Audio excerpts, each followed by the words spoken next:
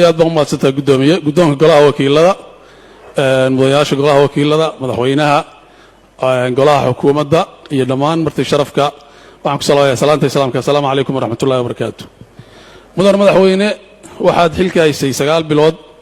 wajiga dhabta ah ee xukuumadda hogaamisaana waxa la moodaa inuu ku jiro maalmihii ugu dambeeyay muddaxileedkaaga waxa 9kaas bilood burburay kalsoonidii bulshada dhaqan ahaan siyaasad ahaan iyo akhlaaq ahaan waxaa bilowday kacdoonno bulsho oo dawladda lagaga soo horjeedo waxaa dadku walwal ka qabaan badqabka jiritaankooda waxaa ugu dambeeyay masaajidadii oo bilaabay inay qunuudaan cabsi darteed sidaas daraaddeed mudane madaxweyne maadaama adigii khilaafka adiga madaxweyne ku-xigaankaagu soo noqnoqday isaguna oo uu yahay mushaakil dadka niyad xumi ku sii abuuray in lama habboona adiga iyo madaxweyne ku-xigeenkaagu inaad xafiiska bannaysaan si aynu u badbaadino bulshadeenna inta aan baarlamaanku jawaab ka bixin dareenka bulshada ay matalaan aad iyo aad baa u mahadsantahay mudanayaal waxa weeye idinkoo sharfan madaxweynuhu waa madaxweynihiinnii su-aalaha aad weydiinaysaana ha ahaadeen su-aalo hufan oo sharfan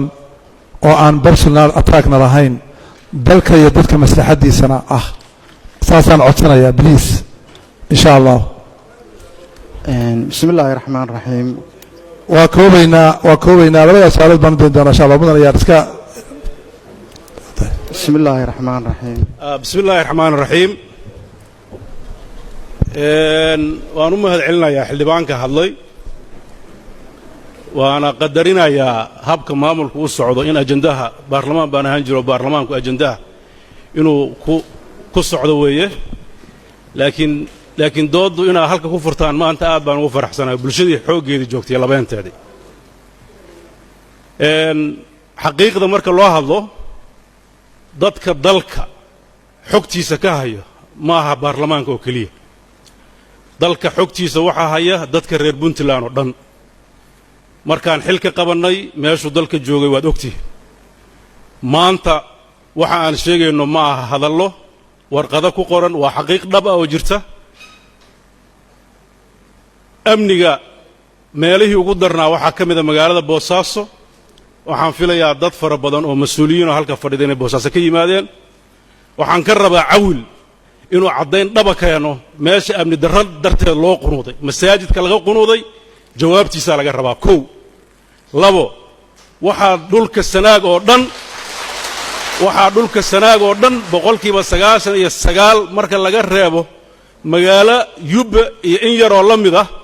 gacanta puntland soo gashay muddadii aan xilka haynin waxaa maanta la joogaa oo wasaaradihii dawladda oo dhan joogaan magaalada buuhoodle oo markaan xilka nimid khalkhal abni ka jiray iyo gacan ku haynta dawladda oo maqnay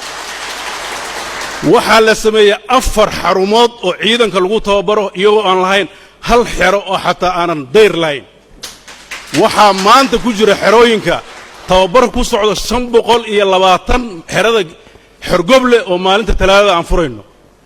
waxaa lagu guulaystay degaankooda in si daah furan loo furo oo dadka oo dhan ay si midaysan uga shaqeeyaan waxaa isbeddel ku dhacay sumcaddii iyo horumarkii puntland dhinaca dhaqaalaha 7 bilood 8 bilood aan joognay mushaharkaan bixinaynay cawil oo ka tirsanaa maamulka hore agaasinkiisa waxay ku guul daraysteen inay bixiyaan mushaharooyinka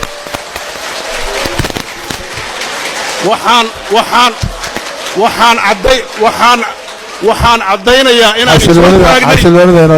caddaynayaa inaan isoo taagnay waxaan ka codsanaynaa inoo ilaaliyo xasiloonida waxaan caddaynayaa inaan ishortaag ku samaynay habka ay doonayaan xildhibaanno farakutirisa inay dawladda maamulkeeda ula wareegaan oo iyagu ay rabaan inay determayn ku sameeyaan waxaan runta u sheegayaa hadalka uu ka hadlay gudoomiye su'aashayda ha ka jawaab madaxweynuhu meel kaluu marayaa hadal mareed mudane hadalka madaxii baad weydiisay waad aamusaysaa nidaamka dawladnimada haddaadan raacin mas-uuliyaddeeda adaa qaadi doona dawladnimadu waxay u baahan tahay in la ilaaliyo uma baahna in ashuun lagu addimo ma ahin nin lagu cabsiin karo in aan waajibkayga aan garan waayey mana ahin nin loo sheegi karo danta iyo dowga dawladdan ay dooratay in aan ku dhaqdo waxaan rajaynayaa shacabka puntland inay wakiil ka noqdaan horumarka dalkan u socno waxaan leenahay mawaaqif siyaasiya waxaan leenahay mid amni xukuumaddana annagaa mas-uulga madaxweynahana u doorto ilaalinaya baarlamaanku waxaan rajaynayaa inay shaqadiisa aqoonsadaan waad mahadsantihiin fadhiista hala fadhiisto hala fadhiisto fadhiista